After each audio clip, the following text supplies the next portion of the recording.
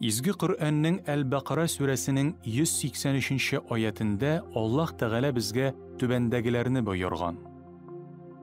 И иман китерүчеләр!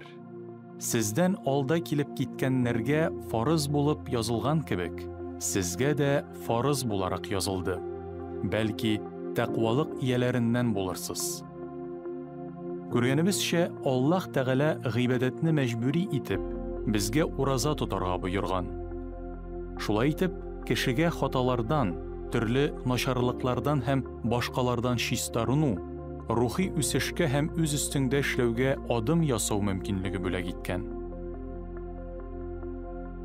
Әмма шуңа да карамастан, моны аңлау ничек кенә аянычлы булмасын, кодрәтле бар кылучының бу боерыгын үтәмәгән кешеләр дә бар.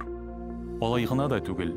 Һәр дин тотучы кешенең йөрәге өчен изге булган Рамазан аенда үзләрен хак динле дип санап, барысы каршында юри ачыктан-ачык ашаучы һәм эчүче кешеләр бар. Алар шул рәвешле ураза тотучыларга гына түгел, ә беренче чиратта Аллаһ Тәгаләнең әмеренә илтифатсызлык күрсәтәләр. Үзен мөселман дип санаучы кеше ничек гыйбадәт кылудан баш тартырга һәм үз бурычын үтәмәскә мөмкин? Ул хәтта үзе сыман кешеләр алдында да уялу хисе кичерми икән, ничек барысында күрүче һәм белүче Аллаһ Тәгалә каршында үзенә гөнаһ кылырга рөхсәт итә ала? Ураза тотмаган өчен алган гөнаһларын ничек ярлыкый алсын? Аллаһ Тәгаләнең илчесе саллаллаһу алейхи ва саллям бер вакыт булай дигән: Рамазан аенда җитди сәбәпләрсез бер генә көн уразасын калдырган кеше гомер буе ураза тотса да, бу уразасы кадәр әҗер ала алмаячак. Шуңа күрә, ураза тотудан баш тарту нәфсенә бирелгәнче, мәңгелек тормышта да, дөньяви тормышта да Аллаһ Тәгаләнең рәхим шәфкатеннән мәхрүм ителү турында уйларга кирәк.